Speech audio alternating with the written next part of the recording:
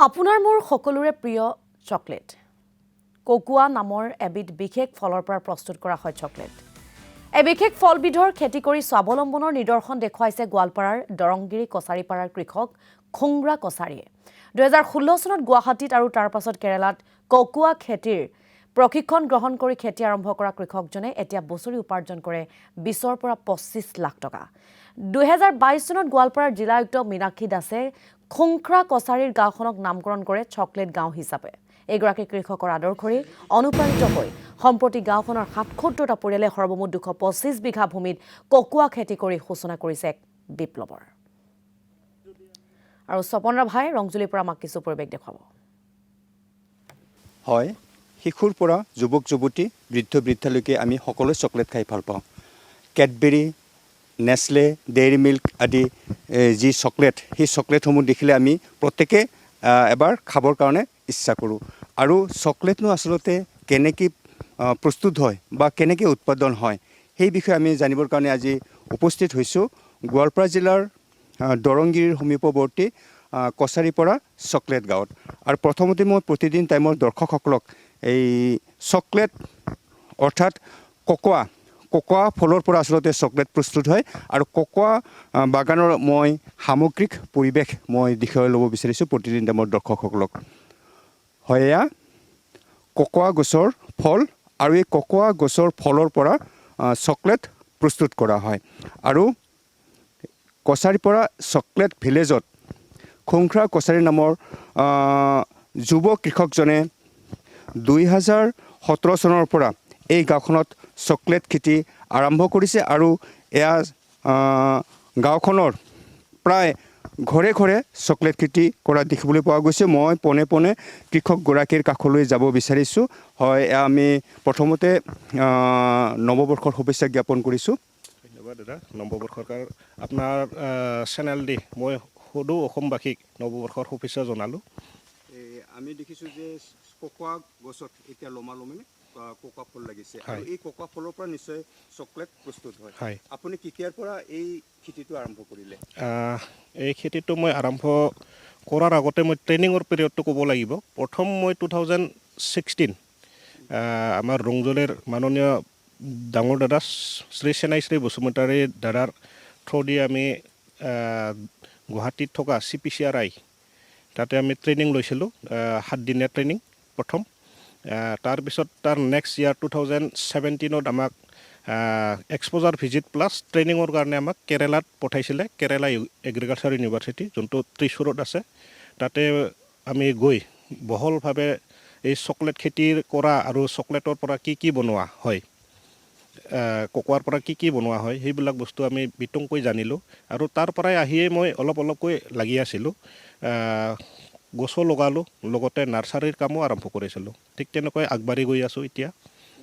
কেনেকুৱা ইয়াৰ লাভালাভটো কেনেকুৱা আৰু কেনেকুৱাকৈ আপুনি উপকৃত হৈছে লাভালাভটো ক'ব গ'লে মানে আমি যোনটো সচৰাচৰ বেলেগ খেতি কৰি থাকোঁ যেনিবা ৰাবাৰ বা চাহ ট্ৰেডিশ্যনেল আমাৰ যোনটো খেতি আছে তামোল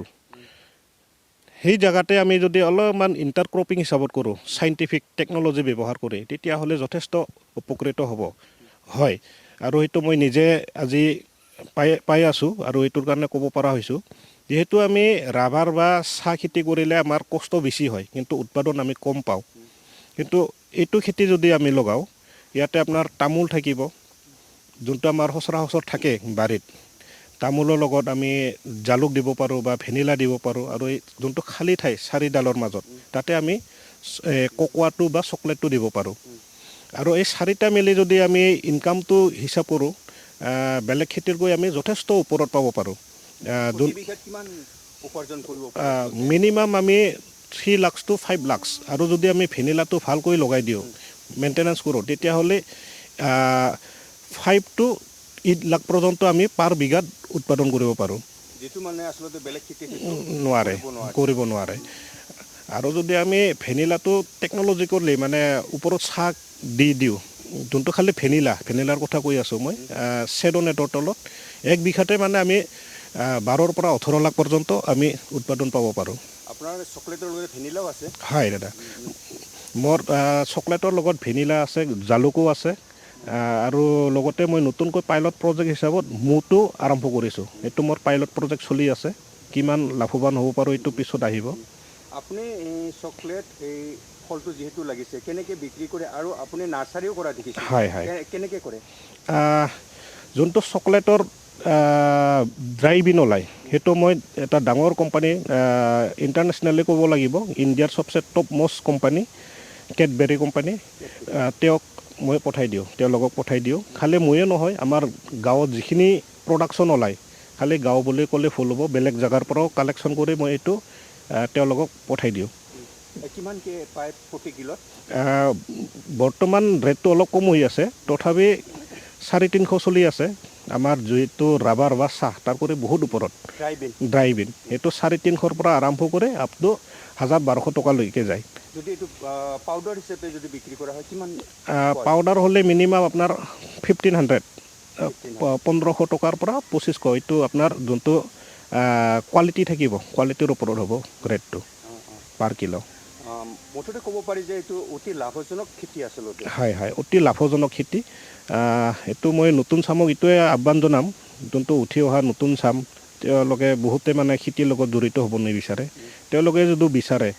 প্ৰপাৰ ট্ৰেইনিং লৈ মানে এই খেতিৰ লগতে যদি পঢ়া শুনাটো কৰি যায় ধুনীয়াকৈ তেওঁলোকৰ মানে যোনটো পকেট খৰচ বা ঘৰত চলিবৰ কাৰণে সেইটো নিশ্চয় ওলাই আহিব খৰচাটো ওলাই আহিব আৰু এটা নিবনুৱা সমস্যাও মানে ইয়াৰ লগত লাঘৱ হ'ব যেন মোৰ অনুমান হয় নিশ্চয় ক'ব লাগিব যে অতি লাভজনক খেতি আৰু এই খেতিৰ জৰিয়তে আচলতে নিবনুৱা সমস্যা সমাধান কৰিব পাৰি বুলি খোংখৰা কছাৰীয়ে জানিবলৈ দিছে আৰু ইতিমধ্যে তেওঁ আৰু স্বপন ৰামাক এই মুহূৰ্তত আমি ধন্যবাদ জ্ঞাপন কৰিছোঁ এই সন্দৰ্ভত আমালৈ এক প্ৰতিবেদন আগবঢ়োৱাৰ বাবে